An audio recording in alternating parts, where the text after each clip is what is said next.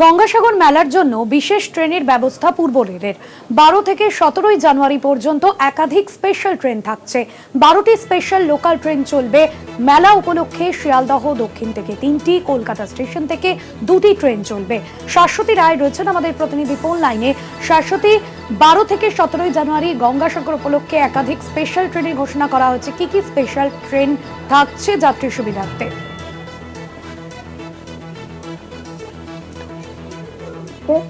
আগামী 10 তারিখ থেকে 17 তারিখ পর্যন্ত এই বিশেষ পরিষেবাগুলো মিলবে। তবে বিশেষ জোর দেওয়া হয়েছে 12, 13 এবং 14 তারিখের ট্রেন পরিষেবার ক্ষেত্রে।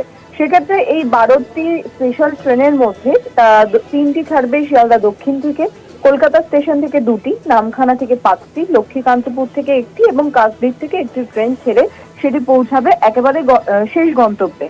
অর্থাৎ বোঝাই যাচ্ছে মেলার জন্য এই সম্পূর্ণ ব্যবস্থা, নিরাপত্তার সঙ্গে সঙ্গে বিশেষ ট্রেন পরিষেবা যেরকম থাকছে সেরকম একাধিক গ্যালোপিং ট্রেনগুলিকে প্রত্যেকটি স্টেশনে থামানোর জন্য নির্দেশিকা জারি করা হয়েছে জেলা প্রশাসনের তরফ থেকে। সেই অনুযায়ী 10 তারিখ থেকে 16 তারিখ পর্যন্ত হল্ট স্টেশনগুলিতে সমস্ত ট্রেন থামবে, যাতে পুণ্যার্থীদের ভিড় সামলানো যায়, তার জন্য এই ব্যবস্থা।